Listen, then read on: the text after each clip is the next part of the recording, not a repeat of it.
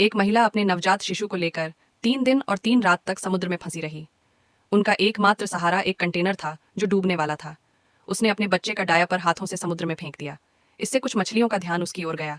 उसने जल्दी से एक साधारण तैरने का इंतजाम बनाया, लेकिन मछली पकड़ना इतना आसान नहीं था। जब वह पूरी तरह निराश हो गई, तभी उसने आकाश में एक यात्री विमान देखा। वह इतनी उत्साहित हुई कि तुरंत कंटेनर की ओर दौड़ी और कांच का एक टुकड़ा ढूंढ लिया। लेकिन लौटते समय उसका जांघ पर कट लग गया। वह दर्द से चीख पड़ी, लेकिन दूर उड़ते विमान के लोग उसे देख नहीं पाए। घाव में संक्रमण न हो, इसलिए उसने अल्कोहल से घाव को साफ किया और ईयर प्लग से टांके लगाए। दर्द इतना था कि वह लगभग बेहोश हो गई। पोषण पाने और मछली पकड़ने के लिए उसने ईयर प्लग से एक साधारण जाल बनाया। फिर डायपर को चारे के रूप में डालकर जाल को समुद्र में छोड़ दिया और शांति से इंतजार करने लगी। कुछ ही देर में एक मछली जाल में फंस गई। आखिरकार उसे पूरा भोजन मिला। समय बीतने के साथ उसने कुछ खाना जमा कर लिया।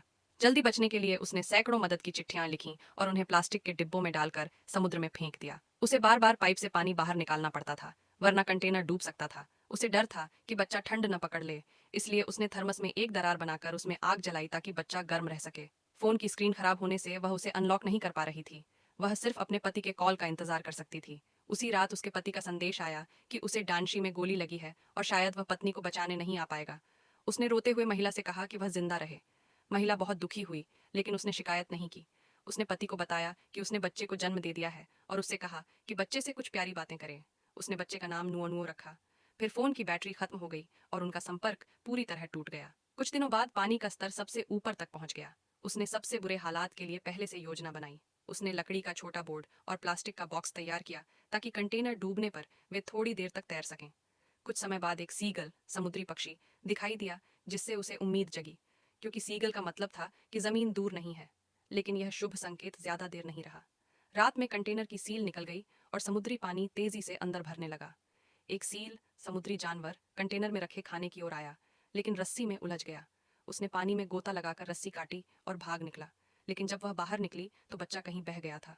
महिला ने जोर से पुकारा, मगर वह सीगल को डराना नहीं चाहती थी। सीगल ने बच्चे पर पानी छींटा, जिससे बच्चा चौंक कर रो पड़ा। महिला ने बच्चे का स्थान देख लिया और तेजी से तैरकर वहां पहुंची। सौभाग्य से बच्चा सुरक्षित था। सीगल और सील भी चले गए। इस तरह वे पूरी रात समुद्र में तैरते रहे। महिला जानती थी कि उसने पूरी कोशिश की है। उसने बच्चे का हाथ पकड़कर कुछ भावुक बातें कहीं। सीगल को दोबारा देख उसने डिब्बे से मछली निकाली। जल्द ही सीगलों का झुंड इकट्ठा हो गया। संयोग से पास से एक मछली पकड़ने वाली नाव गुजर रही थी।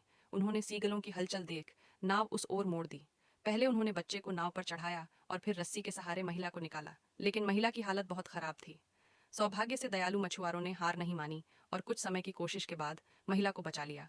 यह सोच पाना भी मुश्किल है कि एक महिला पूरे